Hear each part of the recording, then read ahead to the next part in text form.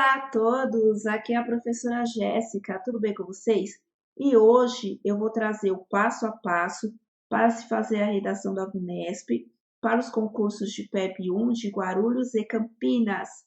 Antes de mais nada, se você é novo ou nova aqui no canal, inscreva-se, deixe o seu like e compartilhe o vídeo para o conhecimento chegar a mais pessoas. Além disso, se você está se preparando para algum desses dois concursos, eu tenho apostila tanto para Guarulhos como também para Campinas. Guarulhos eu tenho para PEP 1, valor R$ 30. Campinas eu tenho para professor de educação infantil e professor adjunto PEP 1, cada um R$ 30. E para o agente de organização escolar, valor R$ 20. Vai ficar na descrição desse vídeo os links lá da plataforma Hotmart para você adquirir as apostilas. Ou você também pode me chamar no WhatsApp, que eu vou deixar no primeiro comentário fixo desse vídeo. Lembrando que o meu horário de atendimento é das 13 às 21 horas, certo? E eu estou trazendo esse vídeo das redações porque muitos me pediram, tem gente que tem a dificuldade. A redação ela é classificatória e eliminatória dos dois concursos, mas lembre-se que vocês têm que ir bem na objetiva, porque há um número limitado para a correção de redações, tanto em Guarulhos, tanto em Campinas, então fica aí a dica das apostilas. Agora eu vou conversar com vocês sobre o passo a passo para começar a fazer a redação. Lembrando que nos dois concursos, o gênero textual que será cobrado é o dissertativo argumentativo. O que é isso? É uma defesa de uma tese.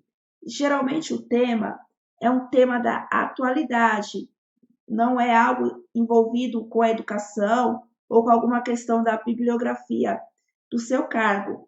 Então, vai ter uma pergunta e você vai ter que responder e defender uma tese. Lembrando que nesse tipo de redação não existe certo ou errado. O que existe é você escolher o que você vai defender e defender aquela tese até o fim do seu texto, sem cair em contradições e trazer argumentos e embasamentos, certo? Então, o primeiro passo para se fazer esse tipo de redação na VUNESP é ler o enunciado e os textos de apoio com atenção. Quem nunca fez esse tipo de redação da VUNESP, primeiro vai ter os textos de apoio, que geralmente são de 2 a 4, que são introduções ao tema.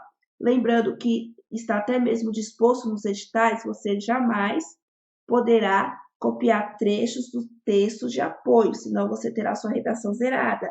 Mas, por exemplo, eu até sei o tema, já estudei ou li sobre, mas eu não lembro, e vendo os textos de apoio, eu consigo relembrar. Ou se eu não sei nada, eu vou ter algum tipo de embasamento para poder fazer a minha redação. Nessa etapa, procure entender o que está sendo solicitado no enunciado e que os textos de apoio estão dizendo. Provavelmente será uma temática de relevância para a sociedade e o país como um todo. Exemplo, questões de gênero, o poder das redes sociais, preconceito contra negros no Brasil, etc. Então, como eu já tinha adiantado, são temas aí da atualidade. Então, não é necessariamente que vai cair algum tema sobre a educação. Alguns concursos de professores já caíram sobre a educação, já, mas é raro. Geralmente 90% desse tipo de redações são temas do cotidiano, da atualidade. Podemos pegar como exemplo o último concurso de PEP 1 de Santo André, que é o mais recente aí da banca VUNESP. O do PEP 1, o tema da redação, foi o nome do filho do cantor Seu Jorge, que ele colocou o nome de samba, né? Tinha discussão se esse tipo de nome poderia dar, ou se poderia trazer algum problema de bullying, ou algo nesse sentido para a criança.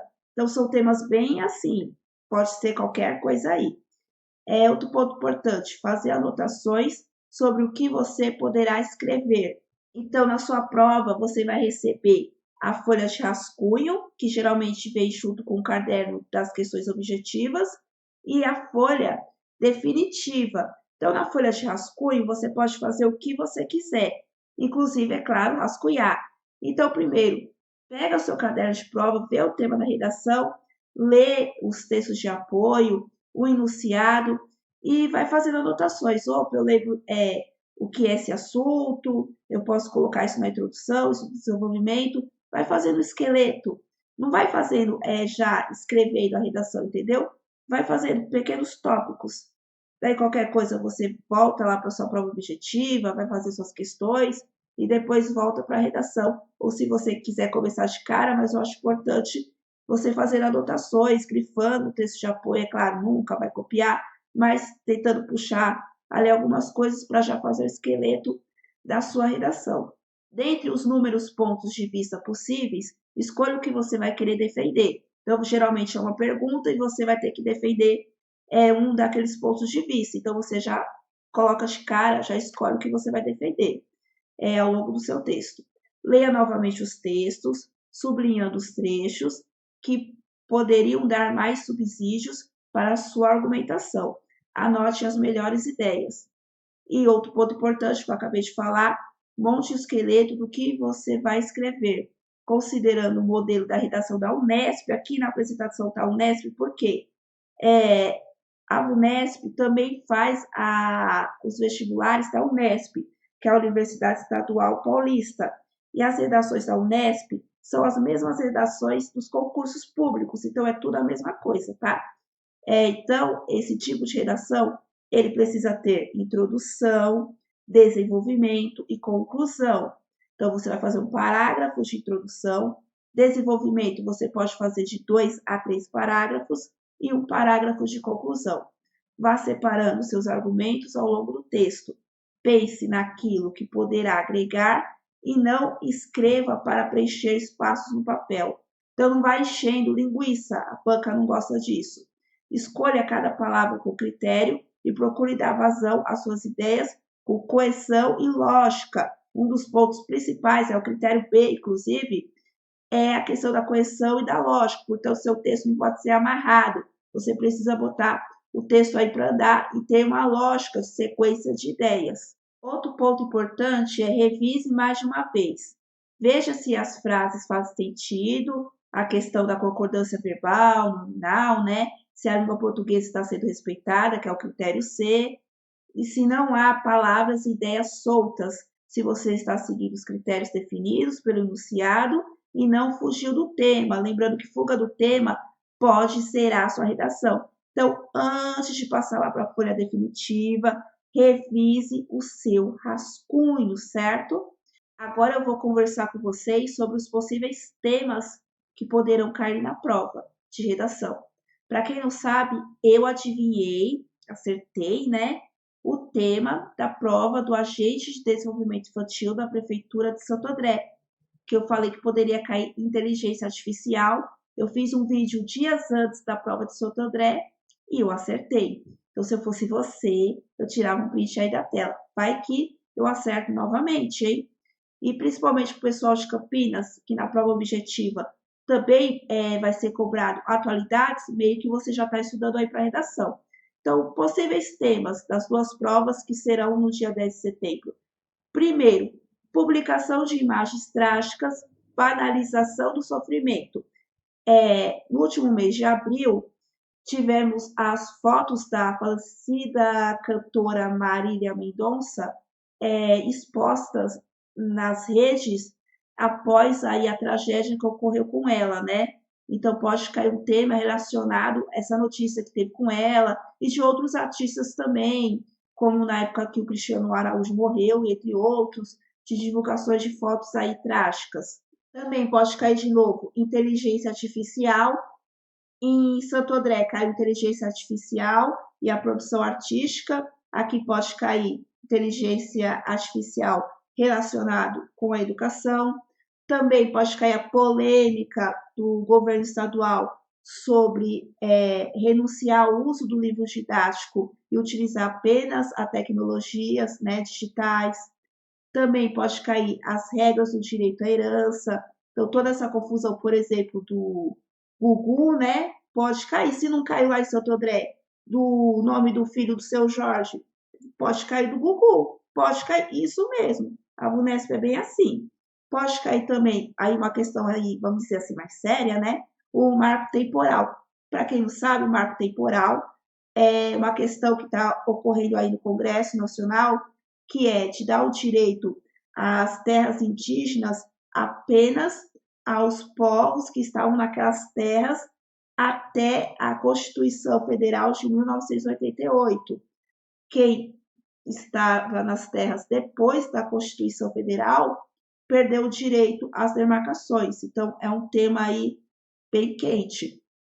E também, outro tema que pode cair é da insegurança alimentar, principalmente após pandemia, toda a crise financeira, a questão da insegurança alimentar, que não é passar fome, mas o indivíduo não ter o número de calorias diárias adequadas, não ter uma boa alimentação por questão financeira, social e afins. Então, pode ser aí um desses temas. Então, é importante você sempre estar vendo aí as notícias e as atualidades aí, para você ter algum tipo aí de embasamento também na hora da sua redação. Agora, eu vou trazer mais dicas para vocês se preparando até a data da sua prova. Lembrando que eu também tenho trabalho de correção, tá? Não é curso. Algumas pessoas até se decepcionaram porque pensaram que eu ia dar curso, que eu ia ficar dando passo a passo para fazer redação. Não, é correção. Porque às vezes você treina, faz sua redação, mas é importante um terceiro ver para pegar aí os seus pontos que você está errando, que às vezes você não consegue enxergar. Então, eu tenho o pacote, no caso, é uma redação por R$ 10, eu tinha até um pacote de 3 por 20, mas como já está perto aí das provas, eu não vou fazer. Então, se você quiser contratar uma, no máximo duas, tá? Me chama no WhatsApp, mas assim, é limitado, porque tá chegando perto da prova. Em Santo André, o pessoal deixou para a última hora, eu não consegui dar de conta, tive que recusar algumas pessoas, então não deixe para a última hora. Inclusive, saiu essa semana os resultados das notas das redações de Santo André. Pessoal, todo mundo que fez comigo, passaram na redação, tiraram notas bacanas, o pessoal veio me agradecer. Então, vale a pena, mas assim, é limitado, porque eu também tenho outras demandas, então não dá para me corrigir muitas redações, certo? Então, vou deixar aqui mais dicas para você continuar se preparando aí nas suas redações. Primeiro, ler o que já foi escrito em edições antigas para compreender como o tema proposto foi explorado. Então, não significa, porque Santo André caiu inteligência artificial, eu não vou ver isso porque não vai cair nunca mais na VUNESP. Pode cair, tá? Então, não vai cair nessa de, eu não vou ver certa coisa porque já caiu isso é, na VUNESP, tá? Então, é importante você ver provas antigas, até mesmo para ver como que a VUNESP cobrou.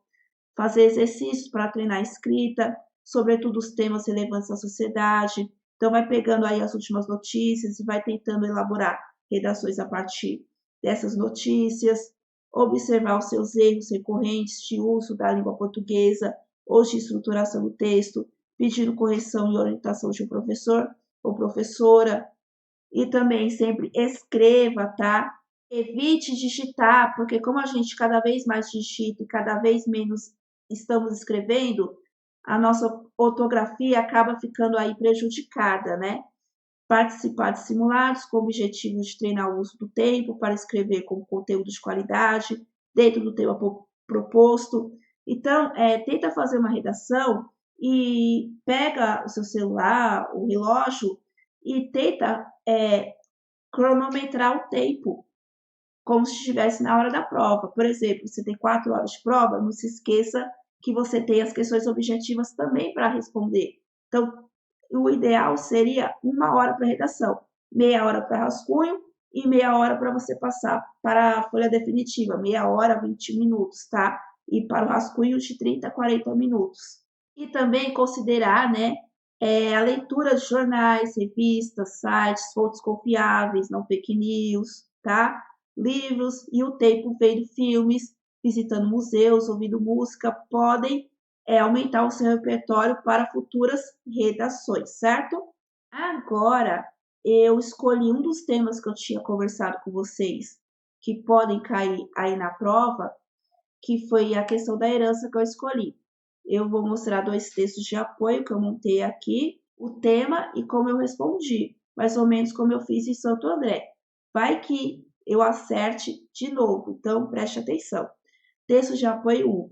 Com decisão da ministra Nancy Andragin, o Superior Tribunal de Justiça validou na última terça-feira, 20, de forma unânime, o testamento deixado por Gugu Liberato. No documento de 2021, ele não reconhece Rose Miriam de Mateu, mãe dos 3 filhos do apresentador, entre os seus herdeiros. Com patrimônio avaliado em 1 bilhão, Gugu deixou 75% de sua herança aos filhos Marina, Sofia e João Augusto Liberato e 25% aos sobrinhos. O apresentador empresário também deixou pensão vitalícia de 163 mil por mês para a mãe, Maria do Céu Moraes, de 90 anos. União estável. Gugu Liberato, que morreu em 2019 após um acidente doméstico na casa da família em Orlando, nos Estados Unidos, nomeou a própria irmã, Aparecida Liberato, como responsável por cuidar de seu espólio. Miriam entrou numa disputa judicial pela herança e cobrava o recebimento de 50% do valor. Daí a fonte, que eu adaptei lá do site do Estadão. Textos de apoio 2.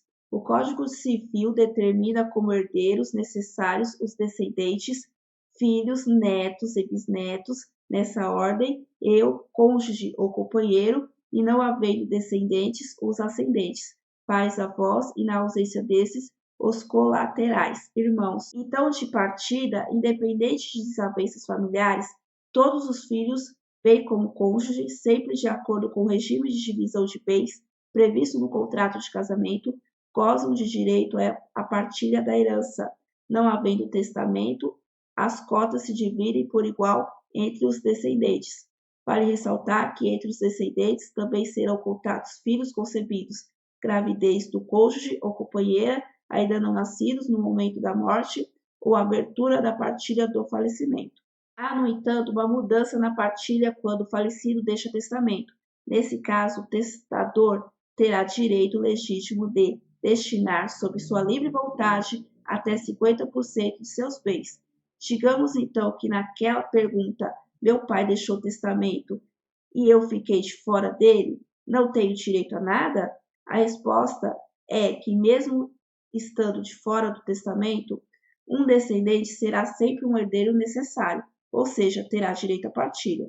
O que na prática quer dizer que este filho que ficou de fora entrará na partilha de 50% dos bens do falecido. Daí a fonte eu peguei do site a redação que eu adaptei o texto. Daí o tema que eu montei: distribuição de heranças e autonomia do testamento, justiça ou controvérsia. Então, geralmente na VUNESP o tema é assim, é uma pergunta com 2 pontos de vista, você vai escolher um deles, responder essa pergunta e defender o ponto de vista que você escolheu até o fim. Então, você vai escolher aqui. É justo ou é controverso a questão da herança? Eu escolhi que é justo. Então, aqui em vermelho está o meu parágrafo introdução. Então, vamos lá. Como eu coloquei, a distribuição de heranças por meio do testamento, ao permitir a realização da vontade do falecido, é uma manifestação legítima de justiça e autonomia. Portanto, eu coloquei logo de cara que eu escolho a justiça. Embora o sistema legal estabeleça diretrizes para a divisão patrimonial, reconhecer o direito do testador de direcionar parte de seus bens é um princípio crucial. Portanto, aqui, logo na minha introdução, eu deixo claro que o falecido tem direito de manifestar o seu desejo e dar os seus bens, dinheiro, a quem ele quiser, conforme aquilo que ele manifestou em vida. E o que eu coloquei aqui em destaque é justamente o tema da redação. Então, na sua introdução, só de você colocar as palavras que são chaves, que nada mais é do que o tema da redação, você já consegue aqui 30 pontos por ter falado o tema da redação, entendeu?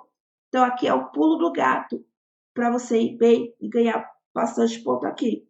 Na sua introdução, você escrever exatamente o tema da redação, as palavras do tema da redação, certo?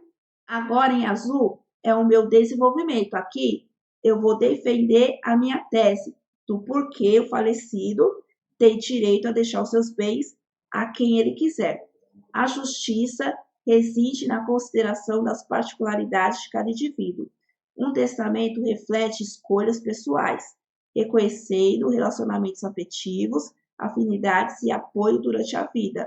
A autonomia do testador para beneficiar pessoas ou causas alinhadas com suas crenças demonstra respeito à individualidade e valores. Daí eu trago meu segundo argumento. Daí eu uso o conectivo para fazer a ligação ao parágrafo anterior. Além disso, permitir a vontade do falecido pode evitar conflitos entre herdeiros. A clareza proporcionada por um testamento reduz incertezas e litígios. Isso não apenas agiliza a partilha, mas também, outro conectivo, mantém os relacionamentos familiares em um contexto de paz, em contraposição à disputa por igualdades de distribuição. Daí, no meu último parágrafo de desenvolvimento, eu vou reafirmar tudo que eu falei aqui no meu desenvolvimento, né? O caso da herança de Gugu Liberato, então aqui eu estou trazendo mais um embasamento, como exemplo, o caso do próprio Gugu, né? O caso da herança de Gugu Liberato exemplifica como o testamento pode ser justo. Sua vontade foi claramente expressa, priorizando seus filhos e familiares próximos. O testamento respeitou, daí aqui foi um erro de digitação, mas o que eu quis dizer é que o testamento respeitou a vontade de assegurar continuidade de apoio à mãe idosa. Daí que eu coloquei na minha conclusão. A conclusão não é para começar um novo assunto e nem para dar uma solução, porque aqui não é uma redação do Enem, tá? Mas sim você vai fazer uma síntese, um resumo daquilo que você abordou durante todo o texto, defendendo a sua tese, fazendo ligação lá, o seu parágrafo, aliás, de introdução. Então, eu coloquei, portanto, a justiça se manifesta na distribuição de heranças por testamento, ao permitir que o falecido expresse seus desejos e valores. Isso não apenas reconhece a individualidade do testador, ademais, suas decisões manifestadas em vida deverão ser respeitadas. A autonomia do testamento, pautada em escolhas pessoais, representa um caminho valioso para equilibrar a distribuição de bens de maneira justa e harmoniosa. E acabou. Então, durante todo o meu texto, eu defendi sempre a mesma tese, trouxe alguns argumentos, sem cair em contradição, e assim você consegue tirar uma boa nota aí e subir bastante colocações aí no seu concurso. Bom, eu espero ter ajudado. Até a próxima. Tchau!